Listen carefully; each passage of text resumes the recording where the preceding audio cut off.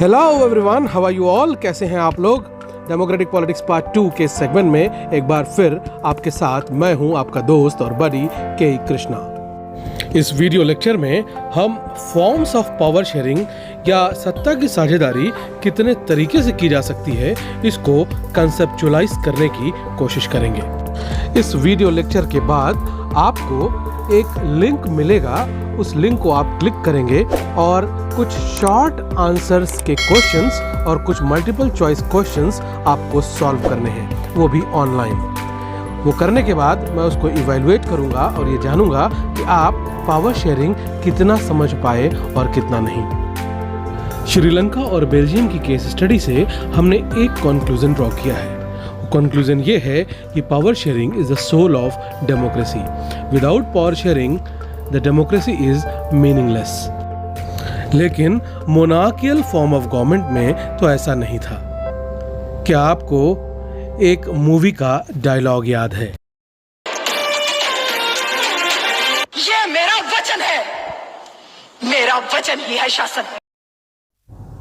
मेरा वचन ही है शासन। My word is governance. Monarchical form of government में source of power is the king. The power is centralised. There is no separation of power, so there is no power sharing. Only the voice of king is heard. The concept of power sharing is irrelevant in the monarchical form of the government. The concept of power sharing is yet to evolve. अभी सत्ता की साझेदारी की अवधारणा के concept को develop होना बाकी है। पावर शेयरिंग और डेमोक्रेसी एक दूसरे से जुड़े हुए हैं। जब डेमोक्रेसी इवॉल्व हुई उसके बाद ही पावर शेयरिंग का कंसेप्ट इवॉल्व हुआ, क्योंकि पावर शेयरिंग के लिए लोग इंपॉर्टेंट होने ज़रूरी हैं, पीपल इंपॉर्टेंट होने ज़रूरी हैं। लेकिन मोनार्कियल फॉर्म ऑफ गवर्नमेंट में किंग इंपॉर्टेंट है, किंग का वचन इंपॉर्टेंट है, वही सोर्स ऑफ गवर्नेंस है और यहाँ पावर को शेयर नहीं किया गया है। Power is not shared. All the powers that is legislative, executive and judiciary, यानी कि कानून बनाने की शक्ति, कानून को पालन करने की शक्ति और न्याय देने की शक्ति, तीनों शक्तियाँ एक ही व्यक्ति में कॉन्सेंट्रेटेड हैं, कन्फाइंड हैं, और वो व्यक्ति है राजा। डेमोक्रेसी में people are the source of the power. Power sharing is the soul of democracy, we know it. इसलिए यहाँ पर हम theory of separation of power देखते हैं, यानी कि सत्ता को 3 भागों में बांटा जाए। सारी ताकत लेजिस्लेटिव, एग्जीक्यूटिव और जुडिशरी किसी एक व्यक्ति के हाथ में ना हो, बल्कि उसको 3 अलग अलग संस्थाओं में बांट दिया जाए। Power must be shared, it could not be centralised. आइए समझने की कोशिश करते हैं कि ज़्यादा से ज़्यादा लोगों को सत्ता में भागीदार कैसे बनाया जाए। आखिर वो कौन सा तरीका है जिससे पावर शेयरिंग की जाती है? इसे हमें कई लेवल्स पर समझने की कोशिश करनी होगी। It can be shared among different organs of the government, among government at different levels, among different social groups, influence of political parties, pressure groups and movements on those in power. पहला तरीका है कि हम सरकार के विभिन्न organs के बीच में पावर को शेयर कर सकते हैं, ताकि कोई एक इंस्टीट्यूशन या सरकार का कोई भी एक ऑर्गन बहुत ज़्यादा शक्तिशाली ना हो। हम 3 अलग अलग पार्ट्स में इस पावर को डिस्ट्रीब्यूट कर देते हैं। पहला लेजिस्लेटिव, दूसरा एग्जीक्यूटिव और तीसरा जुडिशरी। क्लास 9th में आपने पढ़ा होगा कि लेजिस्लेटिव, एग्जीक्यूटिव और जुडिशरी का मतलब क्या है। सबसे ऊपर हमारा कॉन्स्टिट्यूशन है, that is called the supreme law of the land. Constitution के अकॉर्डिंग ही हमारी लेजिस्लेटिव, एग्जीक्यूटिव और जुडिशरी को काम करना होता है। लेजिस्लेटिव, हम अपनी पार्लियामेंट को लेजिस्लेटिव कहते हैं और पार्लियामेंट प्रेसिडेंट लोकसभा और राज्यसभा से मिलकर के बनती है। इसका काम है टू लेजिस्लेट द लॉ, यानी कि कानून को बनाना। दूसरा एग्जीक्यूटिव है। हम लोगों ने क्लास 9 में देखा था कि एग्जीक्यूटिव 2 तरह की होती है, एक परमानेंट एग्जीक्यूटिव और दूसरी पॉलिटिकल एग्जीक्यूटिव। इनका फंक्शन है to execute the law legislated in the legislative. और तीसरा ऑर्गन है जुडिशियल, यानी कि जुडिशरी जो ये देखती है कि कॉन्स्टिट्यूशन के अकॉर्डिंग लेजिस्लेटिव लॉ को लेजिस्लेट कर रही है या नहीं, और एग्जीक्यूटिव उसको उसी के अकॉर्डिंग एग्जीक्यूट कर रही है या नहीं। इसलिए 3 ऑर्गन्स हैं, लेजिस्लेटिव, एग्जीक्यूटिव और जुडिशियल, और ये तीनों ऑर्गन्स एक दूसरे को चेक एंड बैलेंस करते हैं। कोई भी अल्टीमेट पावर एंजॉय नहीं करता। Each organ, that is executive, legislative and judiciary, checks the others. No organ can exercise unlimited power. This is called check and balance. This is called horizontal distribution of power because it allows the 3 organs of government placed at the same level to exercise different powers. Each organ checks the others. No organ can exercise unlimited power. इसका मतलब ये है कि तीनों जो organs हैं government के, इन तीनों की पावर्स बराबर है। कोई किसी से छोटा या कोई किसी से बड़ा नहीं है, कोई किसी से ज़्यादा पावरफुल या कोई किसी से कम पावरफुल नहीं है, बल्कि ये तीनों संस्थाएं, ये तीनों जो ऑर्गन्स हैं, ये एक दूसरे पर नियंत्रण रखती हैं, चेक एंड बैलेंस रखती हैं, ताकि किसी की स्पीड ज़्यादा तेज़ या किसी की स्पीड धीरे ना होने पाए, कॉन्स्टिट्यूशन के हिसाब से काम चले और कोई भी कॉन्स्टिट्यूशन की लिमिट्स को क्रॉस ना करे। इसलिए इसे हॉरिजॉन्टल डिस्ट्रीब्यूशन ऑफ पावर कहते हैं। Another form of power sharing is vertical distribution of power or among government at different levels. Government के 3 लेवल्स होते हैं, आप जानते हैं, लेवल 1, लेवल 2 एंड लेवल 3, या 2 से ज़्यादा लेवल्स भी हो सकते हैं। फॉर एग्ज़ाम्पल, अगर हम इंडिया की बात करें, इसको समझने के लिए कि लेवल्स का मतलब क्या है, तो भारत में 3 तरह के लेवल्स हैं, level 1 government, level 2 government and level 3 government. Level 1 government को हम सेंट्रल गवर्नमेंट, यूनियन गवर्नमेंट या गवर्नमेंट ऑफ इंडिया बोलते हैं। ये पूरे भारत के लिए कानून बनाती है। उदाहरण के लिए अभी लॉकडाउन में कानून बनाया गया कि कोई भी व्यक्ति बिना मास्क के बाहर नहीं निकलेगा, तो ये पूरे देश पर लागू हो गया है। इसको सेंट्रल गवर्नमेंट ने इस कानून को बनाया। दूसरा है लेवल 2 गवर्नमेंट, यानी कि स्टेट गवर्नमेंट्स हैं। क्या आप जानते हैं कि भारत में कितने राज्य हैं और कितने केंद्र शासित प्रदेश हैं? How many union territories and how many states are there in India? If you don't know, I will let you know later. State government कहते हैं इन्हें, या हम इनको रीजनल गवर्नमेंट भी कहते हैं। एक ही देश में एक तीसरे लेवल की भी गवर्नमेंट है, इसको हम लोकल गवर्नमेंट इंडिया में कहते हैं, और बेल्जियम में आपने देखा था कि हम इसे कम्युनिटी गवर्नमेंट कहते थे। कम्युनिटी गवर्नमेंट का काम एजुकेशन और कल्चर से रिलेटेड इश्यूज़ को सॉल्व करना था। वहीं भारत में जो लोकल गवर्नमेंट है, ये 2 तरह की गवर्नमेंट से मिलकर के बनी है, एक विलेज की गवर्नमेंट और एक अर्बन गवर्नमेंट। जो विलेज गवर्नमेंट है, ये गांव की देखभाल करती है, और जो अर्बन गवर्नमेंट है, जिसको हम म्यूनिसिपैलिटीज़ कहते हैं, म्यूनिसिपल कॉरपोरेशंस कहते हैं, ये नगरों की व्यवस्था या एडमिनिस्ट्रेशन को देखने के लिए सक्षम है, या उनको ये अथॉरिटी दी गई है। तो कुल मिलाकर के 3 तरह की सरकारें हमको दिखाई पड़ रही हैं। एक सेंट्रल है यूनियन गवर्नमेंट, दूसरी स्टेट गवर्नमेंट जिसको कहीं कहीं रीजनल गवर्नमेंट भी कहते हैं, तीसरी लोकल गवर्नमेंट लेवल 3 गवर्नमेंट, या जिसे कहीं कहीं कम्युनिटी गवर्नमेंट भी कहते हैं। और इन तीनों के काम अलग अलग हैं। सेंट्रल गवर्नमेंट का काम पूरे देश के लिए कानून बनाना है, स्टेट का गवर्नमेंट का काम अलग अलग स्टेट के लिए कानून बनाना है, और लोकल गवर्नमेंट का काम लोकल एरियाज यानी कि विलेज और म्यूनिसिपैलिटीज़ के लिए कानून बनाना है। लेवल 1 गवर्नमेंट ज़्यादा पावरफुल है, लेवल 2 गवर्नमेंट उससे कम पावरफुल है, और लेवल 3 गवर्नमेंट सबसे कम पावरफुल है, क्योंकि L1 गवर्नमेंट का एरिया बड़ा है, उनके पास ज़्यादा पैसा है, ज़्यादा शक्ति है। L2 गवर्नमेंट का एरिया थोड़ा छोटा है, और L3 गवर्नमेंट का एरिया उससे भी छोटा है। लेकिन कोई भी गवर्नमेंट एक दूसरे के काम में इंटरफेयर नहीं कर सकते। हर एक गवर्नमेंट ऑटोनमस है। इस तरह की गवर्नमेंट्स को हम फेडरल गवर्नमेंट कहते हैं, और इस तरह का अरेंजमेंट फेडरलिज्म कहलाता है, जो कि हमारा नेक्स्ट चैप्टर है। आपसे एक सवाल पूछता हूं, क्या श्रीलंका में फेडरलिज्म है? क्या बेल्जियम में फेडरलिज्म है? क्या भारत में फेडरलिज्म है? इन तीनों का जवाब सोचिए, इन पर हम क्वेश्चंस अगले चैप्टर में सॉल्व करेंगे कि आखिर फेडरलिज्म की ट्रू मीनिंग क्या होती है। क्या भारत वाकई में फेडरलिज्म है या नहीं है, उसके लिए मेरे नेक्स्ट वीडियो लेक्चर को वेट कीजिए। L1, L2 और L3 गवर्नमेंट को क्या काम करना है, ये पूरी तरह से कॉन्स्टिट्यूशन में डिफाइन होता है। फॉर एग्जाम्पल इंडियन रेलवे, जिसके आगे इंडियन रेलवे लिखा हुआ है, यूपी की रेलवे या एमपी की रेलवे नहीं लिखा हुआ है। इसका मतलब ये जो रेलवे है ये सेंट्रल गवर्नमेंट, यूनियन गवर्नमेंट या गवर्नमेंट ऑफ इंडिया की ज्यूरिसडिक्शन के अंदर आता है और उस पर कानून बनाना, रेलवे को चलाना, उसके एम्प्लॉयज़ का रिक्रूटमेंट करना, ये सारा काम यूनियन गवर्नमेंट या गवर्नमेंट ऑफ इंडिया को ही करना है। पुलिस स्टेट गवर्नमेंट का हिस्सा है। हम इंडियन पुलिस नहीं कहते बल्कि हम यूपी पुलिस कहते हैं, एमपी पुलिस कहते हैं, पंजाब पुलिस कहते हैं। यानी कि जो पुलिस प्रशासन है, पुलिस एडमिनिस्ट्रेशन है, ये स्टेट गवर्नमेंट के अधीन आता है, उनकी अथॉरिटी के अंतर्गत है।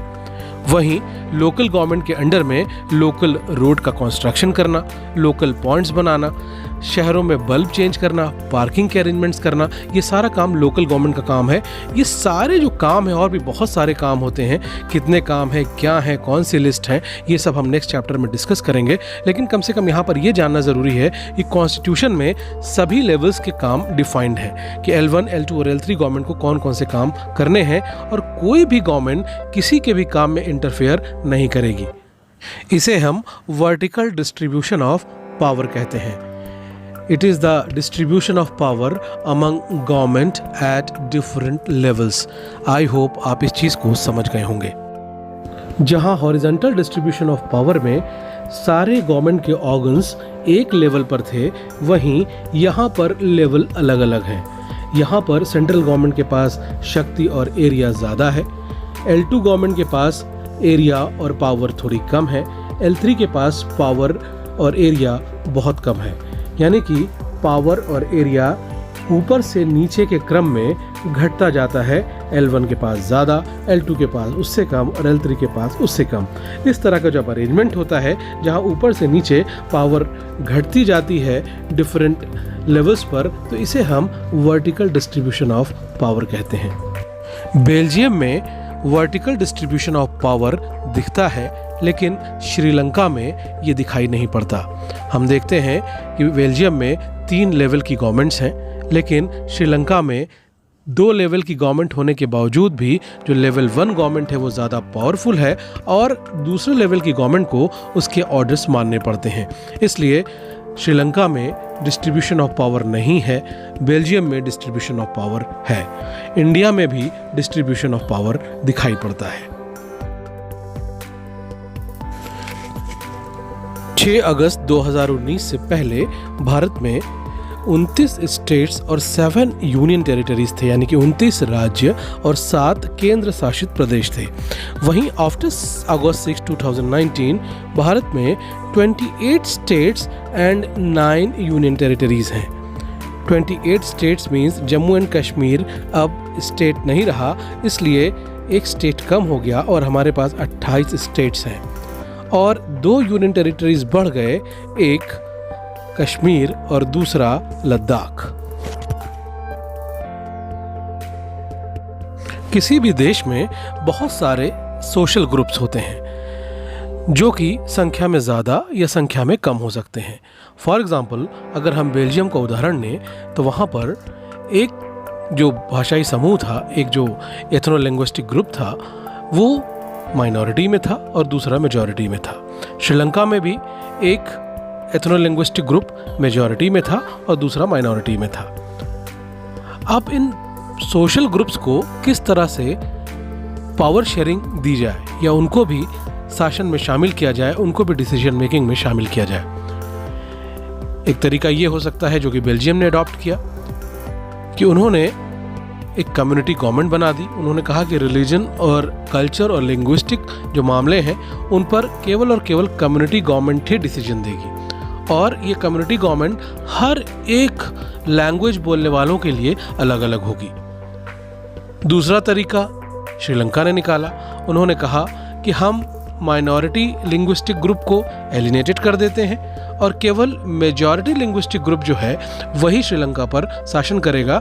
दूसरे वाले ग्रुप को कोई भी पावर शेयरिंग नहीं दी जाएगी या डिसीजन मेकिंग में उनको साथ नहीं लिया जाएगा।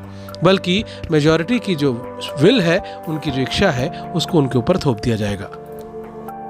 लेकिन पावर शेयरिंग तो सोल ऑफ डेमोक्रेसी है, इसलिए कोई भी समुदाय हो, कोई भी समूह हो, अगर उसको रिप्रेजेंटेशन नहीं मिल रहा है, अगर उसकी आवाज़ नहीं सुनी जा रही है, अगर वो शासन में शामिल नहीं हो रहा है, तो डेमोक्रेसी का कोई मतलब नहीं रह जाता। क्योंकि डेमोक्रेसी का मतलब मेजॉरिटी की ही गवर्नमेंट नहीं, बल्कि सभी लोगों की सरकार है, जहाँ पर सबकी आवाज़ें सुनी जाएं। बेल्जियम ने सबकी आवाज़ों को सुना, श्रीलंका ने नहीं सुना। भारत इस प्रोसेस में आगे बढ़ रहा है। हमने माइनॉरिटीज़ के लिए प्रोविजंस किया है, हमने महिलाओं के लिए प्रोविजंस किया है। 2019 की लोकसभा में महिलाओं का रिप्रेजेंटेशन बहुत कम है। क्या आप जानते हैं ये रिप्रेजेंटेशन कितना है? या out of 545 member of parliaments how many are females? अगर आप नहीं जानते तो इसका जवाब वीडियो के लास्ट में मैं ज़रूर दूंगा। फीमेल्स को एक तरह से रिजर्वेशन दिया गया है। अभी ये लेजिस्लेटिव असेंबलीज में तो नहीं मिला है, लेकिन लोकल गवर्नमेंट के लेवल पर ये ज़रूर मिला है। हम लोग शेड्यूल कास्ट, शेड्यूल ट्राइब्स, इनको जिनका रिप्रेजेंटेशन बहुत कम है मेंबर ऑफ लेजिस्लेटिव असेंबलीज में, माफ़ कीजिएगा, इस कानून बनाने वाली सभाओं में, उनको भी भारत के कॉन्स्टिट्यूशन ने रिजर्वेशंस दिए हैं। नौकरियों में भी हमने ऐसे ग्रुप्स को रिजर्वेशन दिया है जिनको अभी नौकरियां ज़्यादा नहीं मिली हैं या जिनका रिप्रेजेंटेशन नौकरियों में अभी कम है। इस तरह से हम डिफरेंट लिंग्विस्टिक ग्रुप्स को, डिफरेंट रिलीजियस ग्रुप्स को कॉन्स्टिट्यूशन में डिफरेंट प्रोविजंस करके रिप्रेजेंटेशन दे सकते हैं, ताकि वे अपने आप को एलिनेटेड फील ना करें।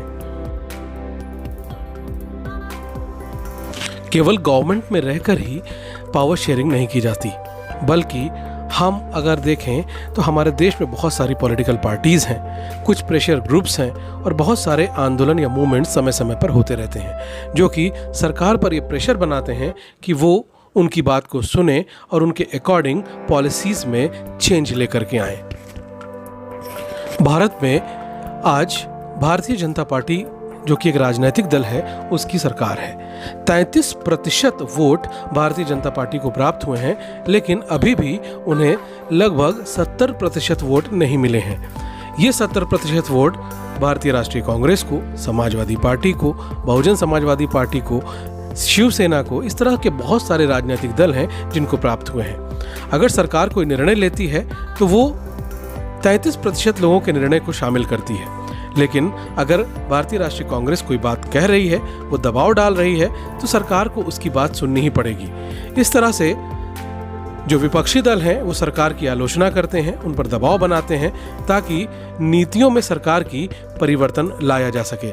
इस तरह से पॉलिटिकल पार्टीज सत्ता में अप्रत्यक्ष रूप से शामिल हो जाती हैं, निर्णय की प्रक्रिया में अप्रत्यक्ष रूप से शामिल हो जाती हैं। उसी तरह देश में बहुत सारे प्रेशर ग्रुप्स होते हैं जिनको हम दबाव समूह कहते हैं।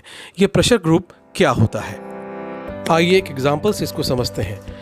Bank strike from today, here's what gets hit and what doesn't. Bank की हड़ताल है। The strike call has been given by the United Forum of Bank Union. एक United Forum of Bank Union है जो कि 9 ऑर्गेनाइजेशंस का एक समूह है, जिसमें बहुत सारे बैंक कर्मचारी शामिल हैं, और ये सारे लोग बैंक एम्प्लॉयज़ के इंटरेस्ट की बात करते हैं। सरकार उनका पैसा नहीं बढ़ा रही है, इसलिए उन्होंने कहा कि हम तब तक स्ट्राइक करेंगे जब तक गवर्नमेंट हमारी मांगें नहीं मान लेती। ये जो ऑर्गेनाइजेशन है, यहाँ पर बैंक एम्प्लॉय शामिल हैं, यानी कि एक तरह का इंटरेस्ट वाले लोग शामिल हैं जिनके कंसर्न और जिनकी प्रॉब्लम्स एक जैसी हैं। ये लोग पॉलिटिक्स नहीं कर रहे, ये लोग इलेक्शन में नहीं लड़ रहे, केवल ये लोग एक प्रेशर बना रहे हैं गवर्नमेंट के ऊपर, ताकि गवर्नमेंट की पॉलिसीज़ में चेंज लाया जा सके। इस तरह से हम देखते हैं कि एक तरह का इंटरेस्ट वाले लोग, एक तरह के इंटरेस्ट ग्रुप वाले लोग जब गवर्नमेंट पर प्रेशर एग्जर्ट करते हैं ताकि गवर्नमेंट की पॉलिसी में अपने इंटरेस्ट के लिए चेंज लाया जा सके, ऐसे ग्रुप्स को हम प्रेशर ग्रुप्स बोलते हैं। इन्हें हम इंटरेस्ट ग्रुप्स भी कहते हैं। एक ऐसा ही एग्जाम्पल BAMCEF का है, BAMCEF। It is the abbreviation of an organization known as the All India Backward means SC, ST and OBC and Minority Communities Employees Federation। ये एक ऐसे एम्प्लॉयज़ का फेडरेशन है जिसमें बैकवर्ड और माइनॉरिटी कम्युनिटीज़ के एम्प्लॉयज़ शामिल हैं। यहाँ पर बैकवर्ड का मतलब SC, ST एंड OBC से है। जब कोई भी इस तरह की पॉलिसीज़ के लिए सरकार पर प्रेशर बनाना होता है जो कि SC, ST, OBC और माइनॉरिटी एम्प्लॉयज़ के लिए बेनिफिशियल हो, तो ये जो बामसेफ है ये सरकार के ऊपर प्रेशर बनाती है। जैसा कि अभी हम लोगों ने बैंक स्ट्राइक देखा था, उसी तरह से बामसेफ भी एक प्रेशर ग्रुप है, एक इंटरेस्ट ग्रुप है। यहाँ पर जो लोग शामिल हैं वे गवर्नमेंट एम्प्लॉयज़ हैं और ये सारे गवर्नमेंट एम्प्लॉयज़ बैकवर्ड और माइनॉरिटी कम्युनिटीज़ से हैं। तो इस तरह से पॉलिटिकल पार्टीज़ और प्रेशर ग्रुप्स गवर्नमेंट की पॉलिसीज़ को चेंज करने के लिए कोशिश करते हैं तथा एक डिफरेंट इंटरेस्ट ग्रुप बनाते हैं। उसी तरह से देश में या किसी भी डेमोक्रेसी में बहुत सारे मूवमेंट्स होते हैं, आंदोलन होते हैं जो कि सरकार की नीतियों को परिवर्तित करने की कोशिश करते हैं। यहाँ पर जो पिक्चर दिखाई पड़ रही है ये एक बहुत बड़ी आंदोलनकर्ता और समाज सेवी का, क्या आप नाम बता सकते हैं? मेधा पाटकर की है। मैं इनसे व्यक्तिगत रूप से मध्य प्रदेश में मिला हूं। आप जानते हैं कि गुजरात में एक डैम बन रहा है, बनकर तैयार हो चुका है, जिसका नाम है सरदार सरोवर डैम। इस डैम से 190 विलेजेस इफेक्टेड हैं। इसका पानी का लेवल बढ़ने से 190 विलेजेस में जो गांववासी हैं उनको वहाँ से विस्थापित होना पड़ेगा, डिस्प्लेस होना पड़ेगा, तथा नर्मदा का पानी भी इससे इसके धारा में परिवर्तन आएगा। इसलिए मेधा पाटकर ने वहाँ के विलेजर्स को साथ लेकर के गवर्नमेंट के खिलाफ एक आंदोलन चलाया ताकि सरकार की नीति में परिवर्तन किया जा सके। जब सरकार नहीं मानी तो कम से कम मेधा पाटकर ने ये कहा कि जो विलेजर्स इससे प्रभावित हैं, जिनको वहाँ से डिस्प्लेस किया गया है, उनको पर्याप्त मुआवजा या कंपेंसेशन दिया जाए। उसके लिए भी उन्होंने बड़ा आंदोलन चलाया और लगभग ये आंदोलन सफल आंदोलन था और उन्होंने कंपेंसेशन दिलाने में एक हद तक, पूरी तरह से तो नहीं लेकिन हाँ एक हद तक सफलता जरूर प्राप्त की। इस तरह से हमने देखा कि जो पावर शेयरिंग है उसको कई तरह से किया जा सकता है, कई तरह से लोगों तक को पावर शेयरिंग में शामिल किया जा सकता है। उदाहरण के लिए vertical power sharing, horizontal power sharing among different social groups, and lastly pressure groups, movements and political parties also influence government to change their policies. Present Lok Sabha, जिसको 17th लोकसभा कहते हैं, केवल 78 women member of parliamentarians are there, जो कि आज़ादी के बाद से अब तक सबसे ज़्यादा है। महिलाओं की आबादी भारत की आबादी से की आधी है, लगभग आधी है, लेकिन उनका representation out of 545 seats in Lok Sabha केवल 78 है। मैं आप लोगों से सवाल पूछता हूं, क्या वीमेन रिजर्वेशन बिल, महिला आरक्षण बिल पास किया जाना चाहिए जिसमें लोकसभा या जितनी भी असेंबलीज हैं उनमें 33% महिलाओं को आरक्षण दिया जाए या ना दिया जाए? इसका जवाब आप मुझे कमेंट बॉक्स में लिखकर ज़रूर बताएं। साथ ही मुझे यह भी बताइए कि आपको ये वीडियो कैसा लगा। डिस्क्रिप्शन बॉक्स में मैंने आपके लिए एक क्विज और एक डिस्क्रिप्टिव क्वेश्चंस की शीट तैयार की है। डिस्क्रिप्शन बॉक्स में जाएं, लिंक को क्लिक करें और ऑनलाइन अपने एग्ज़ाम को दें। मुझे पता चल जाएगा कि किसको कितना स्कोर मिला है। उससे ये मैं जान पाऊंगा कि आपका लेवल ऑफ अंडरस्टैंडिंग कितना है। फ्रेंड्स, वीडियो को लाइक करें, सब्सक्राइब करें और बेल आइकन को प्रेस ज़रूर करें ताकि आपको समय समय पर अपलोडेड वीडियोस के नोटिफिकेशन मिलते रहें। Keep learning, stay safe and take very good care of yourself. Bye bye.